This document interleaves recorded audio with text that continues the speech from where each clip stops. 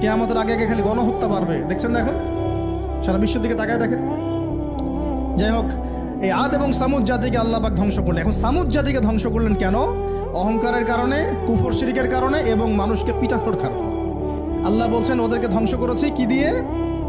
সয়হাতান ওয়াহিদা। এটা ভালো করে মনে রাখবেন, সয়হাতান ওয়াহিদা মানে একটা শব্দ দিয়ে, প্রচন্ড তুম একটা শব্দ, খালি এই এক শব্দে সবার কানের পর্দা ফেটে ফুটে জান বের হয়ে গেছে। আল্লাহু আকবার। এক শব্দে, এক শব্দে, মানে ওদেরকে আলটিমেটাম দেওয়া হয়েছিল, তোমরা কি ফিরে আসবে? ওরা বলছে যে কি শাস্তি আসো নিয়ে আসো। তখন আল্লাহ পাক বলছেন 3 দিন সময় দিচ্ছি, 3 দিন যা করার করে নাও। এই 3 দিন যে আল্লাহ সময় দিয়েছেন, এই 3 দিনে ওরা তওবা করে ফিরে আসে নাই, বরং এই 3 দিন ভোগ বিলাস করেছে, একদম পশু জবাই করেছে, খেয়েছে, মেয়েদেরকে নাচিয়েছে, মদ পান করেছে, 3 দিন ভোগ বিলাস ফুর্তি করেছে।